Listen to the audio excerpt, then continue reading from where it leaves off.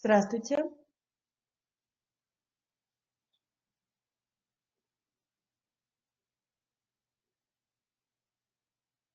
Добрый день. Проверка связи. Видно, слышно. Марзасей пишет, да. Джамиля говорит, все видно, все хорошо. Отлично. Начинаем тогда сегодняшний урок. Сегодня у нас новая тема, ребята. Мы с вами проходим курс экономической и социальной географии Кыргызстана. У нас сегодня будет новый раздел. Это география населения Кыргызской республики. Тема сегодняшнего урока – численность и воспроизводство населения. Цели и задачи сегодняшнего урока – сформировать представление о численности населения, о типах воспроизводства населения, демографической политике, продолжительности жизни населения и выявить закономерности динамики численности населения Кыргызстана. Прежде чем мы с вами начнем урок, хочу подробно остановиться на домашнем задании. У вас осталась еще одна неделя для выполнения контурных карт, работы в контурных картах. После, ребята, я вам скажу, куда нужно отправить ваши контурные карты. Первое домашнее задание сегодняшнего урока – это выполнить полный анализ таблицы номер 18 на странице 181 учебника. Просьба, выполняем это в тетради. Отправлять его не нужно. Это домашнее задание я буду проверять, когда мы с вами выйдем на офлайн режим. Следующее. Составить рассказ о народности, который принадлежит вашей семье. Рассказ вы делаете, ребята, можно как бы в Word написать, да, либо можно в тетради написать и прикрепляете в Я-классе. Там как раз будет тема состав, получается, составить рассказ о народности. И следующее задание – это выполнить работу в Я-классе. Эта работа будет не творческая, а как географический диктант, то есть вам нужно будет ответить на вопросы. Надеюсь, вопросов по домашнему заданию нету, и мы с вами переходим плавно на изучение новой темы. Прежде чем начать тему, давайте я вам задам несколько вопросов. Первый вопрос. Как вы думаете, существуют ли какие-то особенности в развитии населения? И с чем они могут быть связаны? Алан говорит, да, существуют. Марзасида тоже пишет, что да. Да. Ваш ответ в основном положительный, соответственно, вы думаете, что существуют. Но какие особенности существуют и с чем они связаны? Связаны с географическим положением. Молодец, Адиль, правильно. Еще какие у вас предположения? С климатом. Угу, тоже хорошо, Алан.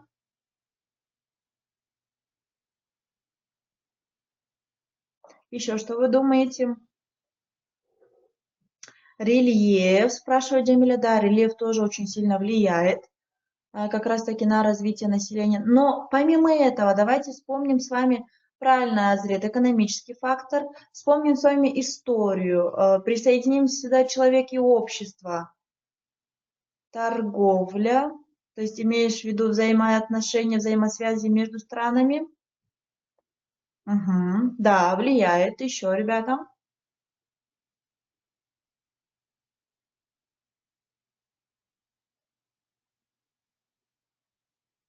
Экономика. Угу. То есть то, что вы перечислили ранее, географическое положение, рельеф, экономика страны, политические отношения, молодец, Марзасеид, политические отношения, да, международные отношения в плане торговли, экономики и так далее, да, эти, получается, факторы влияют на особенности в развитии населения, но помимо этого очень сильно влияет как раз-таки соседние государства как на развитие населения, да, каким образом. Влияние идет в плане политики, в плане экономики. Следующее. Почему, в отличие от других государств, у нас не возникает проблем с демографией? Имеется в виду, у Кыргызстана не возникает проблем с демографией. Давайте вспомним историю с вами. Как вы думаете, почему? А что такое демография? Мы с вами сейчас пройдем, ребята, но те, которые знают, могут ответить. Потому что мало населения. Угу. Еще. Как вы думаете?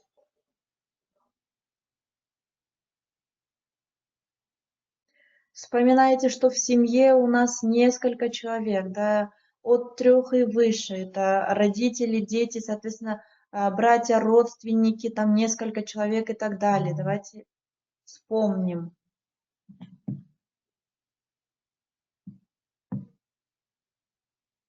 Многодетность, да, Одинай. Молодец. Правильно. Потому что традиционно семьи Кыргызстана, да, вы знаете, да, что многие семьи Кыргызстана являются многодетными. Как раз-таки из-за этого нету никаких проблем с демографией. Сейчас мы подробно с вами остановимся, что такое демография.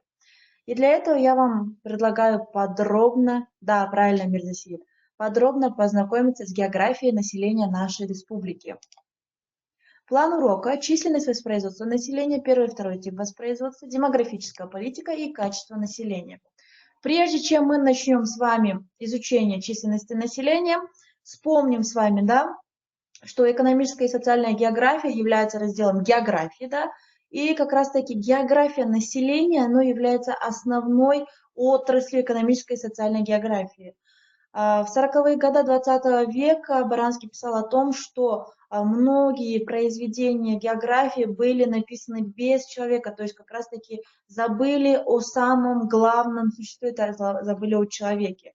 Соответственно, после этого начала развиваться география населения, размещение населения, численность, воспроизводство, естественный прирост населения, соответственно, эти все термины, которыми мы сегодня с вами познакомимся. А география населения тесно взаимосвязана с демографией и также тесно взаимосвязана она с этнологией. Давайте с вами вспомним. Желательно было бы хорошо, если бы вы во время презентации записывали коротко, да, делали какие-то помарки, конспекты для себя, либо же можете после окончания урока посмотреть на YouTube и записать в тетради. Но в тетрадях какая-нибудь запись обязательно должна быть. Этнология. Это наука о происхождении народов, этносов, да, об их характерных особенностях и взаимоотношениях между ними. Как раз-таки взаимосвязь этнологии и географии населения нам дает такое новое направление, это этнография. Этно– это как раз-таки народности, этносы, графию, описание этих народностей, да?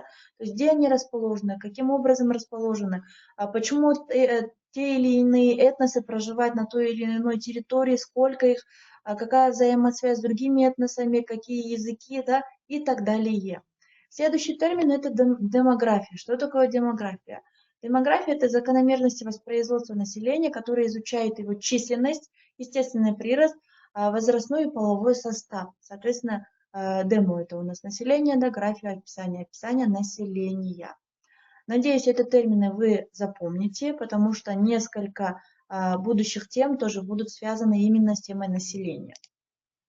Численность населения Кыргызстана на 1 января 2020 года составила 6 миллионов 523 тысячи 529 человек.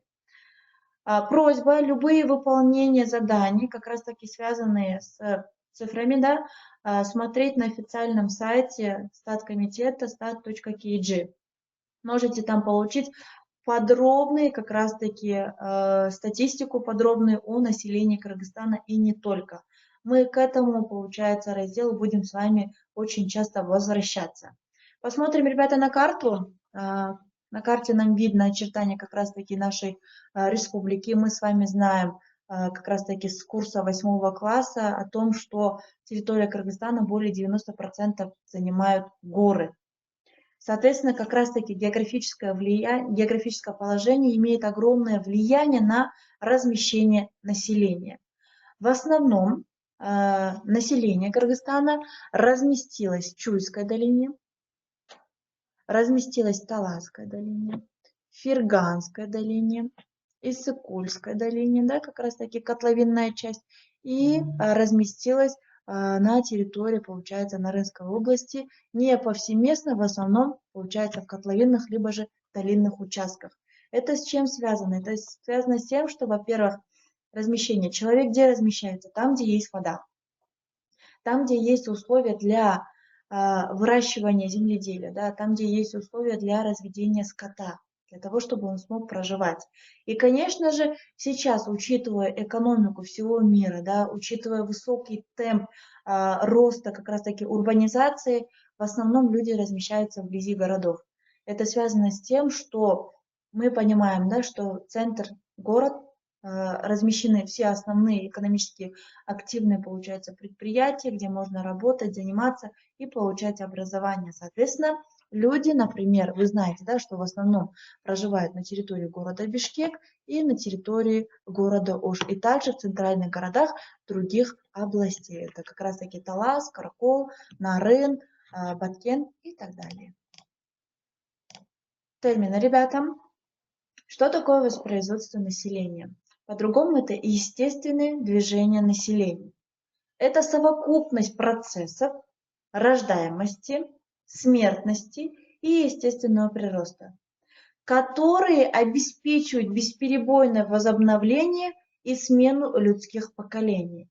Мы вспомним, давайте с вами историю. Вы знаете, да, что спокон веков кыргызы живут на территории Ферганской долины и на территории, получается, нынешнего Кыргызстана.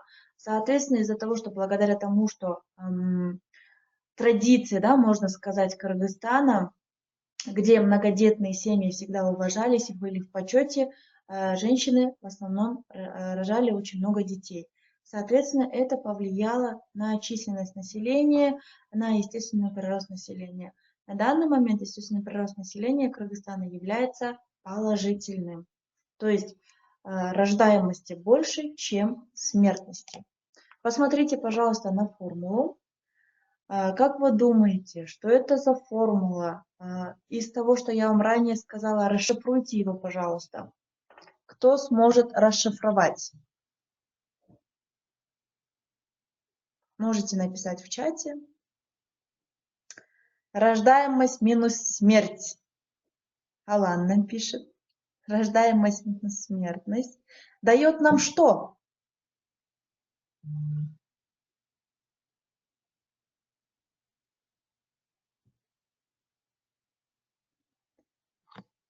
Значит, рождаемость, смертность. Да, как раз таки аббревиатура получается рождаемость, смертность, да, дает нам естественный прирост населения. То есть, зная количество рожденных и зная количество смертностей, мы с вами можем выявить значение естественного прироста. Например, скажем, да, на 1000 людей родилось 100, получается, младенцев, да, и на 1000 людей погибло, скажем, 60 человек, да, смертность составила 60 человек. Соответственно, естественный прирост составляет 40 человек на 1000 населения, на 1000 человек. Давайте подробно остановимся. Значит, рождаемость – это количество рожденных людей на 1000 жителей за год. Измеряется оно в промилле. Смертность – количество умерших людей на 1000 жителей за год, измеряется также в промилле. А естественный прирост – это показатель прироста населения на каждую 1000 жителей страны. Надеюсь, вы эту формулу поняли. И так как у нас в Я-классе будут некоторые примеры решения, надеюсь, вы с ним справитесь. Давайте начнем уже с темпа просто численности населения. Возьмем с вами страны СНГ, как раз таки данные 2018 года. Кыргызстан, Белоруссия, Казахстан, Россия, Таджикистан и Украина.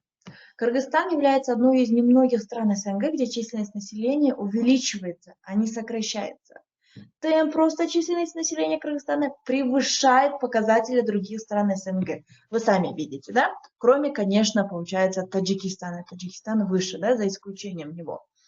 Видно, что мы обгоняем Белоруссию, Россию и Украину. Это, ребята, очень хорошо, это благоприятно влияет на, конечно же, на экономику страны, на политику страны, да, и также на историю нашей страны. Но это было не всегда так хорошо. Давайте мы с вами посмотрим динамику численности населения в периоде с 1928 по 2002 года. Как раз таки становление Кыргызского ССР, как раз таки получается становление Кыргызского ССР, потом Кыргызского ССР, да, распад СССР и становление Кыргызстана как независимым государством, то есть суверенное государство. Да. Посмотрим, обратимся с вами к таблице. Смотрим с вами график, да, видим, что она идет у нас такая необычный график, да, были даже отрицательные, где доходило до минус 10. Соответственно, ребята, в 1928 года мы с вами видим, что естественный прирост населения составляла 2,8%. Да? Это говорит о том, что был положительный эффект от естественного прироста, да? Положительный получается значение. Это проводилось, ребята, до 1931 года. Это связано с тем, что, во-первых, начали строительство железных дорог на территории Кыргызстана, которые связывали, получается, основные Таджикистан, да, Кыргызстан и Казахстан. Помимо этого, как раз-таки в эти годы пустили первые, получается, пароходы, теплоходы в водах Иссык-Куля. Идет взаимоотношение юга и севера.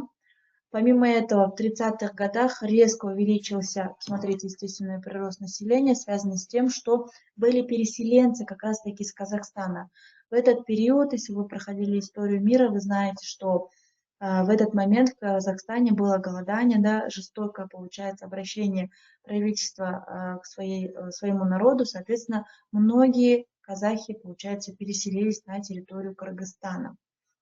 А после мы уже с вами наблюдаем резкое уменьшение, это 1934 года, это когда уже политическая обстановка на территории Казахстана стабилизировалась, соответственно, казахи начали обратно уезжать на свою территорию. После этого идет медленный, получается, подъем численности населения, а как раз-таки пик приходится на 40-е годы, да? Это связано с тем, что мы все с вами знаем, да, Великая Отечественная война. Как раз-таки переселяли всех людей с России, Прибалтики, со стран СНГ на территорию Кыргызстана. И в этот момент увеличивалось количество населения. Но после мы с вами видим, да, это 44-е года, отрицательная, получается, показатель естественного прироста. Это связано с тем, что, во-первых, война унесло очень много жизней, да.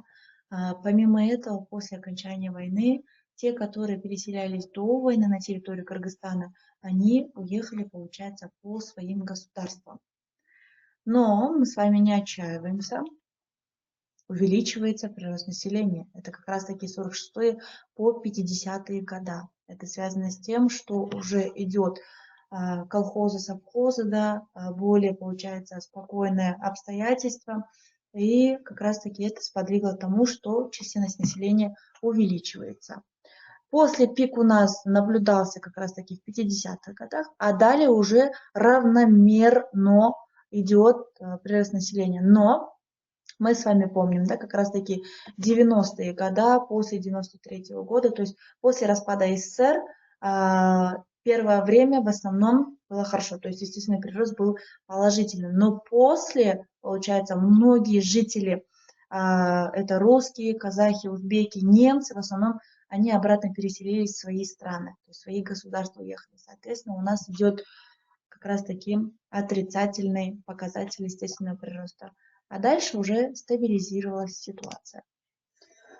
Уже переходим с вами до 2014 года. Наблюдали, да, мы с вами 93 года отрицательная, да. Начиная с 2002 года, ребята, уже идет положительный прирост, это 1,2. И как бы самое минимальное это было 2007-2008 года, как раз таки период революции, да, 0,8%. И дальше у нас увеличивается. И на данный момент темп прироста населения Кыргызстана составляет 1,2 промилле. Посмотрите, пожалуйста, показатели прироста численности населения на 1000 человек. Смотрим. Голубым цветом обозначено число родившихся, синим цветом число умерших, желтым цветом сальдо миграции и красным цветом общий прирост населения.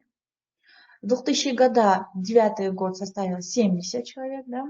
а уже в 2018 году мы с вами видим 133 человека. Как мы с вами вычисляем, да? Рождаемость минус как бы смертность, да? И сальдо-миграция. Соответственно, у нас выходит значение как раз-таки общего прироста 133 человека. На 1000 человек, не забываем об этом. Численность населения по отдельным возрастным группам на начало года, как раз таки в процентах общей численности населения. Мы с вами видим, да, сравнение 2015 и 2019 года. В 2015 году в трудоспособном возрасте проживали люди 60%, а уже в 2019 году мы видим уменьшение. То есть как раз таки идет, это связано с тем, что, во-первых, у нас идет уменьшение продолжительности жизни населения, да. Дальше, ребята, мы с вами видим как раз-таки моложе трудоспособного возраста, 33,1%. А здесь уже в 2019 году, получается, этот возраст увеличивается на целых, получается, 1%. И идет у нас старше трудоспособного возраста 6,9%, а здесь уже оно увеличивается, 7,8%. Дальше. Число рожденных детей на одну женщину в возрасте 15-49 лет. Мы с вами видим, что начиная с 1990 года увеличивалось, то есть было стабильное состояние, да? Но после распада СССР, как раз таки становление рыночной, получается, экономики страны, да, далее революция, это все дало о себе знать. Сейчас, ребята, мы обратно возвращаемся как раз таки на былые времена, да, в 90-е годы, когда увеличивается число рожденных детей в возрасте от 15 до 49 лет. Дальше. Детская и младенческая смертность в возрасте до 5 лет, то есть от 1 года до 5 лет, на 1000 родившихся, ребята. Мы с вами видим, что это как раз-таки уменьшается, младенческая смертность. Это связано с тем, что улучшается медицина, улучшается благосостояние народа, качество населения, которое влияет на смертность и рождаемость. Дальше. Факторы, влияющие на уровень рождаемости и смертности. На рождаемость что у нас влияет? Это влияет структура населения, влияет вовлеченность женщины в производстве. Сейчас, да, во всем мире идет гендерное равенство, да, когда женщина хочет наравне с мужчиной работать, да, но мы забываем о втором факторе, как фертильность. То есть уровень получается, когда женщина может рожать. Расходы и на воспитание, образование детей, условия жизни людей и рост расходов. Это все влияет на рождаемость. Что влияет на смертность? На смертность влияет питание, возрастной состав населения, уровень здравоохранения, который имеет огромную долю, да? Война, голод, преступность, качество окружающей среды, санитарные условия труда и быта. Соответственно, ребята, как раз таки санитарные условия, да? В период пандемии мы с вами поняли, насколько важна гигиена человека, да? Насколько много людей сохранило как раз таки гигиена, да? Это говорит о том, что именно санитарные условия тоже влияют на смертность населения. Ожидаемая продолжительность жизни населения, ребята, смотрим на до 2018 года, да? Оба пола у нас составляет 71,3 года, то есть 71 лет, да? Женщины, у нас девочки, да, всегда, получается, проживают дольше, чем мужчины. На целых аж 7 лет, да, получается, на 8 лет. Мужчины 67, женщины 75. Теперь, ребята, посмотрим с вами в разрезе как раз-таки областей. Это, ребята, на состояние 1 января 2017 года 6 140 200 человек, на состояние 2020 года 6 523 человека. Это говорит о том, что численность населения у нас увеличивается постепенно. Город Бишкек 980 400. На данный момент, по данным 2020 года, по данным Национального статистического комитета, 1 300 000. Дальше. Численность населения Кыргызстана по областям на 2020 год. Смотрим, да, с вами, ребята. Баткенская область 537 000 человек. Джалабадская область 1 238 000 человек. И так далее вы уже увидите, ребята. Средняя продолжительность жизни человека, ребята, смотрим. На данный момент, на 2020 год составляет Мужчины 69,7 жизни, да, 70 лет, женщины 78,8. Прогноз, ребята, давайте коротко расскажу, у нас, оказывается, время заканчивается. Прогноз населения Центральной Азии, который нам дало как раз-таки данные Статкома, да? За 2015 год составило бы 6 миллионов. Но мы знаем, да, как раз-таки прогноз был правильным. А за 2050 год, ребята, составит около 12 миллионов в Кыргызстане. Это очень хороший прогноз. Вам спасибо за внимание.